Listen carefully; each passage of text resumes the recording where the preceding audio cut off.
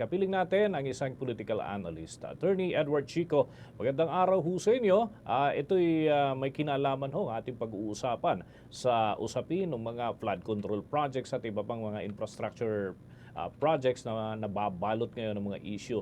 Babatiin muna natin sa Bombo Radio Philippines, si Bombo Dennis Hamito po ito. Together with me, si Bombo Jaira Hangayo. Attorney Ed, magandang umaga po sa inyo.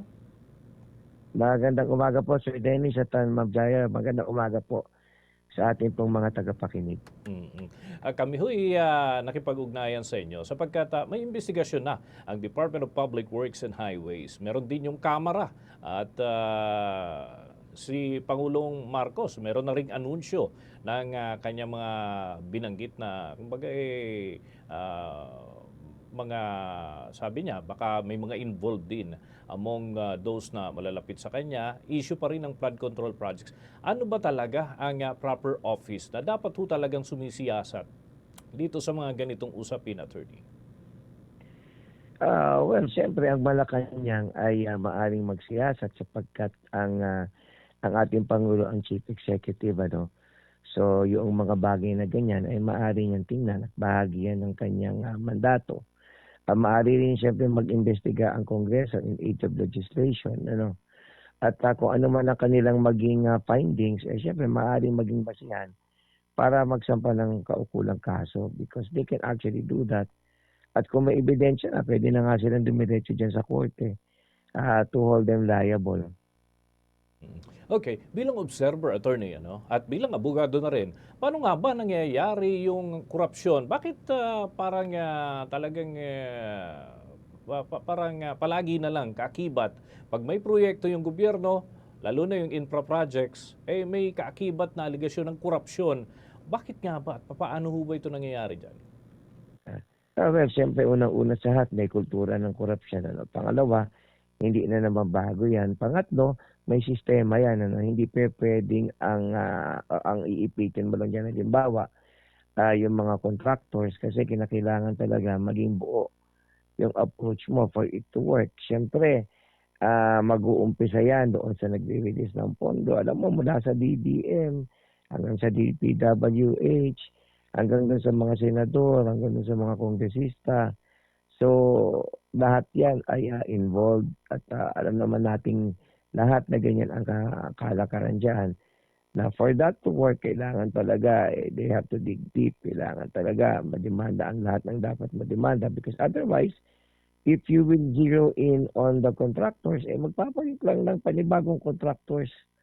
At gano'n pa rin na magiging kalakaran. Ang mangyayari dyan, pabalat buka lang, sasabihin lang nila, meron na tayong nakulong, meron na tayong naipit. Ang weird nga, nang nag-iimbestiga yung DPWH, dapat nga sila iimbestigahan din sapagkat sila ang nagpapatupad ng mga proyektong ito. Okay, ang akin hong katandem dito, si Bombo Jaira Hangayo, meron ding ilang katanungan para po sa inyo, Attorney. Bombo Jai? Okay, Attorney, sabi ng Pangulo, may ilang malalapit sa kanya ang posibleng makaladkad sa investigasyon nitong flood control. Ano po yung take ninyo sa bagay na ito, Attorney? Titignan natin kasi kung talagang mapasa isasagawa niyan, malaking bagay yan, ano, and it would be a step in the right direction. Kasi hindi pa natin tayo umabot sa isang advokasya na talagang kumbaga yung layunin, panagutin yung dapat lahat ng managot. Kasi nagiging selective Kung hindi selective, kulang. Marami ng efforts in the past, pero ginamit ay bineponize para mang-ipit lang. Hindi ba naalala mo nung panahon ni Gloria Macapagal-Arroyo, yung mga kalaban niya ang inipit, pero yung mga kampi niya hindi. Ganon din ang panahon ni Pinoy. Nakita mo yung PDAF, hindi ba? Lahat ng mga senador na kalaban niya na nasangkot siyaan ay nademanda. Pero may mga senador na binanggit ng whistleblower, pero kakampi niya, hindi naman naipit. Noong panahon ni Duterte, ganun din. Iba yung tinitignan sa tinititigan, may hinihiya pa, pero nandun pa rin yung corruption, hindi pa rin naipit yung mga dapat maipit. May mga issue pa nga na, di ba, si Michael Yang, halimbawa, ang Pangulo na mismo nagsabi na hindi niya maipit ito, malaki utang na loob niya. Ngayon nga, nandito na tayo sa panganawang ni Bongbong Marcos. Kasi ang problema, pag ginawa mo siyang selective, nare-weaponize lang siya for political purpose, para mang-ipit lang ng kalaban. So hindi siya nagiging genuine. So ang nangyayari, wala talagang reforma dahil na-weaponize lang siya for a gain that has nothing to do with the desire to really get rid of corruption. Kumbaga, nasa kakasangkapan lang siya. At kung hindi naman kompleto yan, nagiging pabalat bunga, hindi mo talaga nauugat yung problema. Hindi ba? Kasi nga, kung pakukulong mo yung mga contractors, tanongin papaano sila nakapandaya. Hindi naman napunta sa kanila yan eh. Hindi ba? So, sino yung mga nabigyan ng komisyon? Alam mo, yung mga problema sa disbursement, halimbawa, ng pondo ng General Appropriations. Kasi ang nangyayari, gagawa tayo ng batas para maiba. Diba? Dati may Countrywide Development Fund, naging PIDAP, tinanggal mo na yan. Pero may mga illegal insertions pa rin. Diba? Not necessarily illegal in the sense na may problema, pero nakapagpasok pa rin yung mga mababatas. Dito sa 2025 budget natin, 140 plus billion ang insertion. Si Joel Villanueva na lamang na kanina narinig ko, kinikwento ninyo. Sa Bulacan, may 10 billion siyang insertion eh. Papaano mangyayari doon sa insertion na yan? Dapat alamin natin, may commission bang napupunta doon sa senador? Kung titingnan natin, mula sa DBM na nagre-release, di ba? Ito yung balita lang, sistema, di ba? May 20, may 30 doon sa senador. Doon pala sa DBM, may 5%. So, lahat na pinagdadaanan, 10%. Kaya pagka na-release na yung proyekto, wala na ang pondo.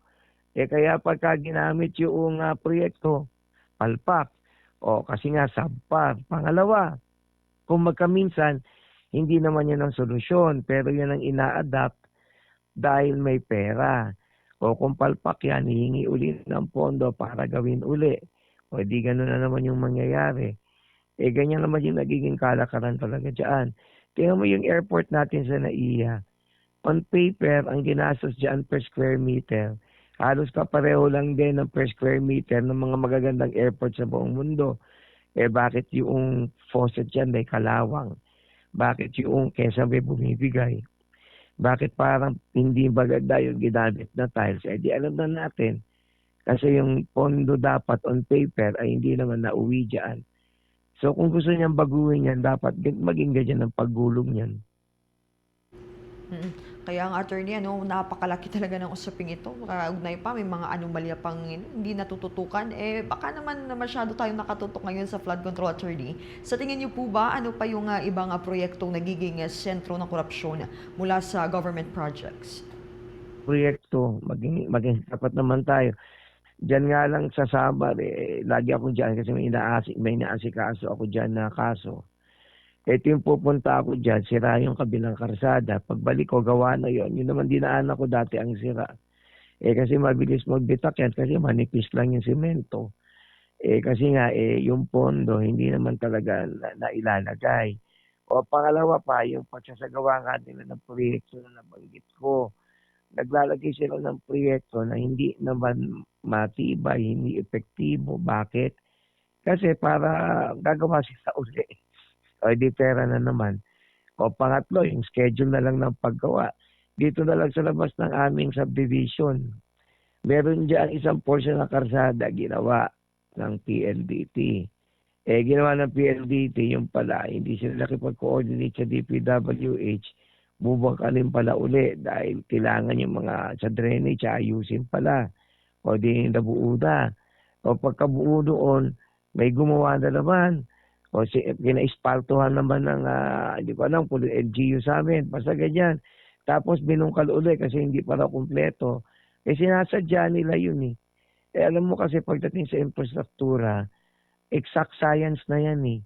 Hindi, sa tagal ng panahon na ginagawa yan, kumpleto na yung siyensya dyan eh. Yung teknolohiya dyan buo na. Pero sinasadya nilang palpak yan para uulitin. Para may pondo at pera uli. Ganun yan eh. Ayan. Sino pa nanagutin mo dyan, hindi dapat lahat sila yung mga lintik na yan. Ay, Sige. Sabay-sabay na lang nating obserbahan, attorney, kung may mararating ba itong investigasyon na ito. By the way, meron daw sumbungan na inilunsad si Pangulo. Sana naman maging epektibo ho ito. Ano? Ayun, pero pero dapat purihin natin yung Pangulo for overseeing that. The fact na nag-umpisa siya diyan, dapat din wag natin siyang basta tirahin dahil at least binuksan niya yan. Ang sinasabi ko lang, abangan natin kasi nakakapanginayang lang kapag hindi talaga naging full-blown yan at hindi kompleto. Kasi pag hindi ginawa yan, hindi nagiging genuine reform. Ang nangyayari, may inipit ka lang, magpapalitan lang yan ng ibang individual.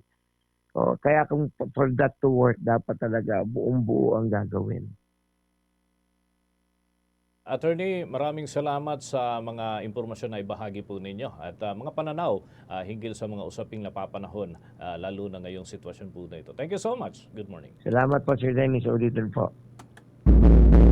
Mga kabombo at mga ka-Star Nation, nakausap po natin ang isang political analyst, Attorney Edward Chico. Kaugnay ho dito sa usapin ng kontrobersyal na mga flood control projects sa ating bansa at iba pang mga kahalintulad na nababalot ng korupsyon, mga kabombo at mga ka-Star Nation.